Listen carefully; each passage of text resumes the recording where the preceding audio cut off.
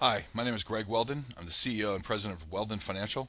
We are a commodity trading advisor here in the United States under the NFA Series 3 license, and we do macro market research, including our Money Monitor publication and the Metal Monitor. This is our macro market update. It's a once a week audio-visual product, and we are here to give you a preview of it based on the Metal Monitor we just published today.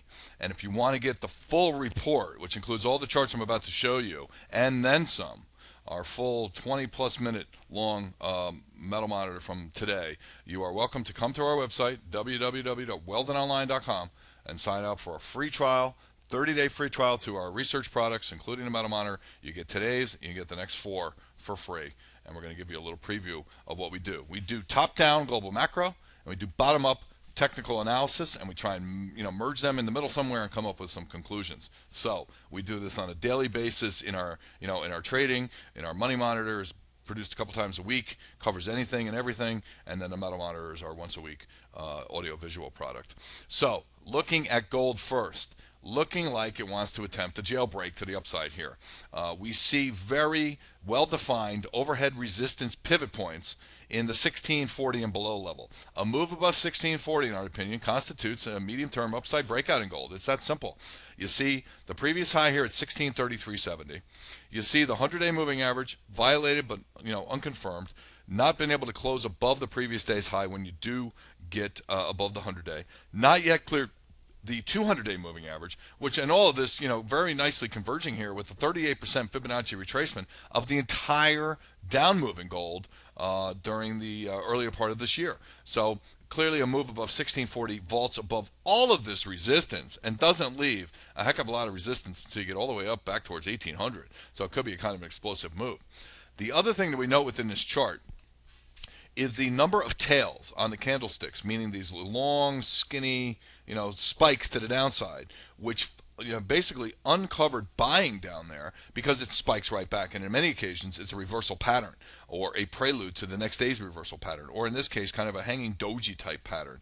So you have a variety of dynamics going on here in this 15 and a quarter to 1575 range. In here, it's higher lows, and it's really a series of tails. And we have been repeatedly saying in our Metal Monitor over several weeks that we feel that this is some kind of officialdom, monetary officialdom at work here, buying gold. Either A, on the down low in support of prices, not wanting to see gold break below 15 and a quarter because that would be a sign of weakness, would also pretend weakness in the equity markets, and they are trying to defend this level because that the last place they have any power over is the asset markets. And if they are going to come with more packages, and we expect the ECB and the Fed will, you're kind of set up now to accept that and to begin to rally. What we find out in the World Gold Council second quarter gold demand trend report published yesterday is that these tails, May, June, and even into July,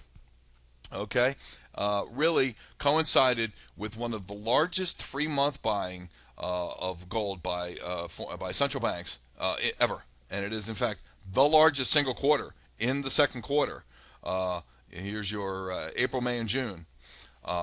Largest single quarter accumulation of gold by central banks ever. And that is really interesting to us. When we look at this, second quarter, 157.5 tons, it's a new record high for a single quarter, brings the first half to 254 tons. That's 20% ahead of last year's record pace of 457.9 tons for the entire year. This was a record for an annual accumulation by central banks of almost 500 tons of gold.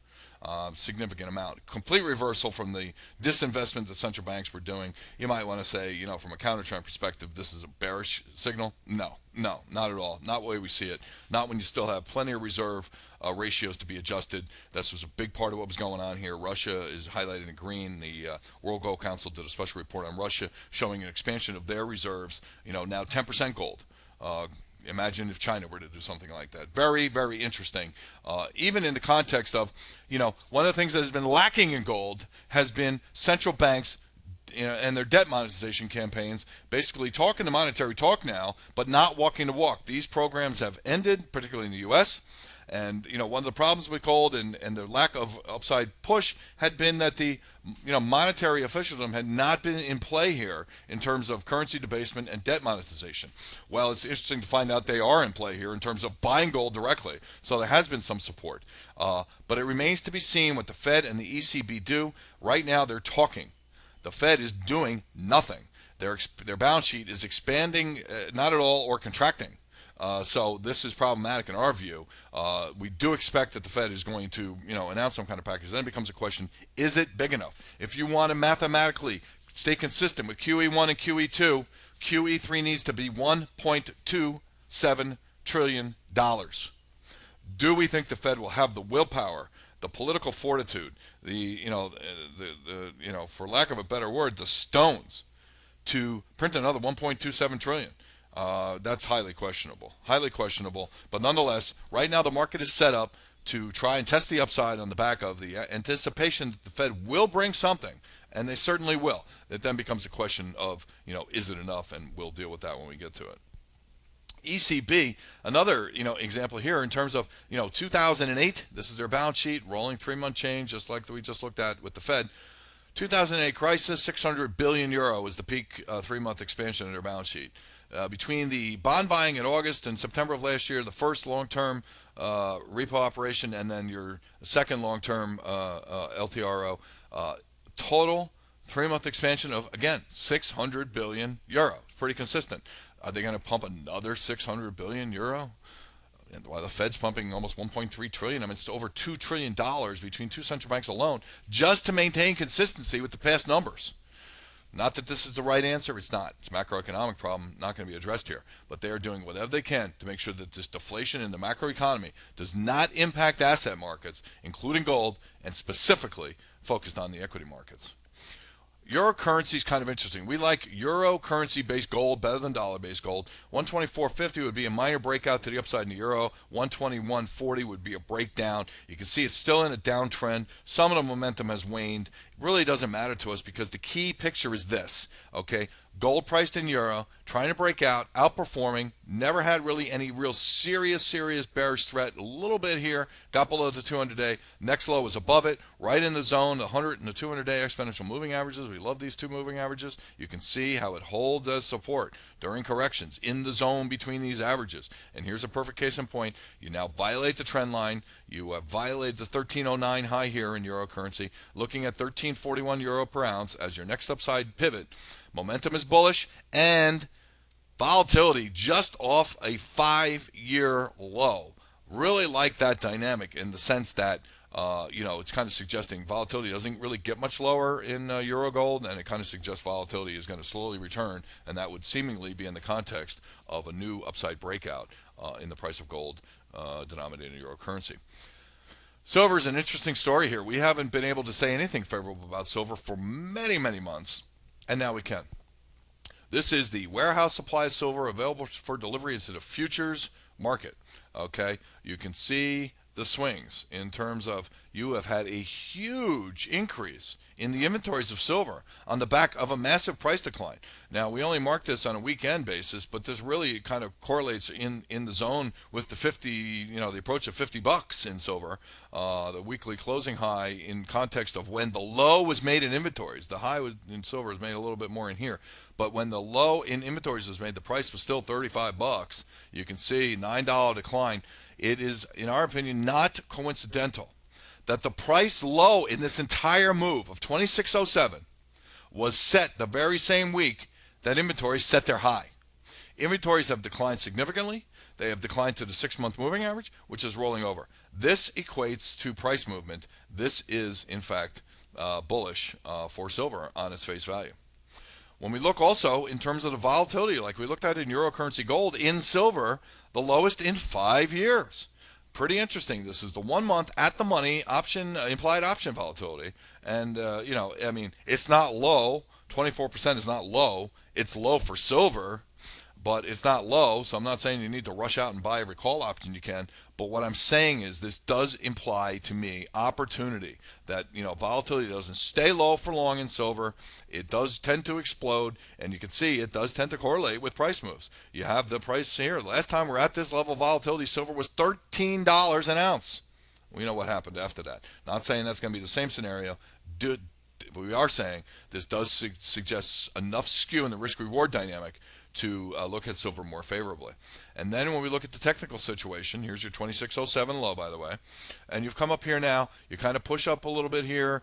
Pretty strong close for the week. Be interesting to see where we go next week. But really, the bottom line is this resistance here. Here's your 2-year average, has rolled over, contained the rally here. 29.86 was the high. And note that this entire series of lows, first of all, lower lows that aren't, followed up with follow through, okay, at all, and lows that spike and then recover right in line with the 50% Fibonacci retracement of the entire bull move in silver from 2001 when you're below $5 an ounce, to 50. Tenfold move, 50% retracement, gyrate, frustrate, everything. Are we now poised to move back to the upside? We are looking at the daily chart for clues on this. 28.33 is your first upside pivot. It's the most recent high. It came back down. It was the first probe above the 50-day moving average, which you are now closing above, and the average is rolling back to the upside directionally. The next target is the 100-day, 28.80. Plays in pretty nice here with this 29.90 high, which really gives us kind of a head and shoulders, inverted head and shoulders bottom pattern too. If we were to draw a line here, left shoulder, head, right shoulder, a move above 29.90 in silver, then opens the door for a move above the 200-day moving average, would be bullish. And we would play that move. You see here momentum too, kind of exhausted on the downside, turning up, from this new move low. We're starting to look at both gold and silver more favorably, and we've not been able to say that for many months. So again, this is a preview. If you want this information plus all the rest of the information that we provided this week, and it was an extensive, very long Meta Monitor this week, you are more than welcome to come to our website, www.weldononline.com, and sign up for a free 1-month trial to any or all of our research products. We also have a metals-only trading fund under our CTA umbrella with a $150,000 minimum account. It is a long-short metals-only program that has 20-year back-tested track record that is pretty impressive in my opinion, based on quantitative work that I have done basically over the last 20 years that our clients are very familiar with and absolutely love. So you're also welcome to investigate that. There's all kinds of information about that and all the other programs that our CTA offers on our website as well. Thank you very much for listening. Hope to see you soon.